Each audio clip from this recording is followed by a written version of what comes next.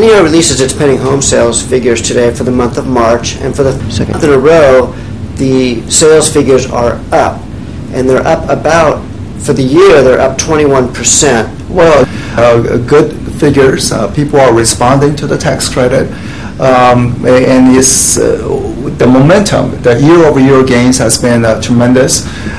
So these are very good. When I look at the individual markets, we are seeing very broad-based recovery. Nearly every market is showing year-over-year gains, about 20%, 30%. The only markets with year-over-year declines are in markets where they had a very robust activity last year, places like Sacramento, Fort Myers. And one of the things that we get from these markets is that they are saying there's a shortage of inventory. I mean, that's somewhat surprising given that there's a foreclosures are occurring in those markets, yet they are complaining of shortage of inventory. So apparently when a foreclosed property comes onto the market, it's quickly being absorbed. Well, you mentioned the tax credit, and the tax credit expires, well, the home buyers had to get their contract to closing, or they had to get their contract in on April 30th. So now that that date has passed, what can we expect? First, in terms of the data, there's always a lag time in data collection. So today's data is reflecting March figures. So we are still awaiting what the pending sales for April will be. And also in terms of closing, we have until June to close.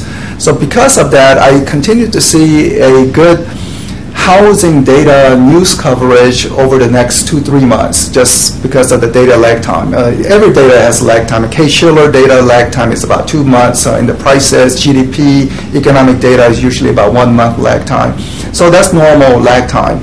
Now, given the tax credit is over, the housing market has to stand on its own feet.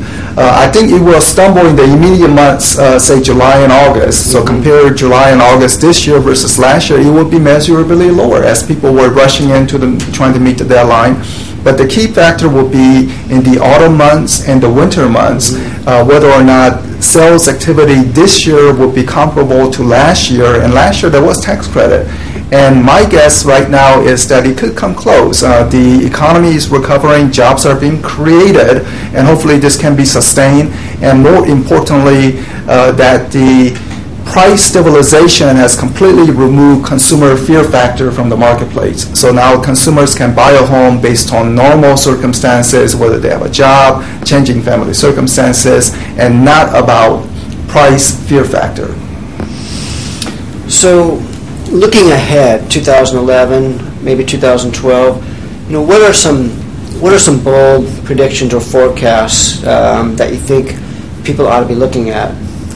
First, the recovery process, I believe, will be very normal housing market getting back on its feet. After a downfall, one generally see a robust recovery. I don't think we will see that, but the market will be moving at a steady pace in terms of home sales rising, say a single-digit percentage increases. Home values also rising at a low single-digit appreciation. So don't expect any robust recovery regarding the home sales activity and home prices. But if there was a one bold surprising forecast, is that there could be some housing shortage 2 years from now.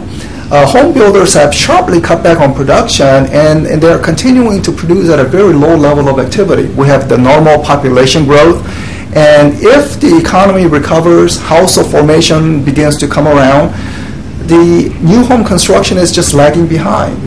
So I don't anticipate housing shortage this year. I mean, we have an oversupply of homes this year and probably residual oversupply next year, but come 2012 or 13, we could encounter housing shortage unless the builders begin to ramp up production from next year.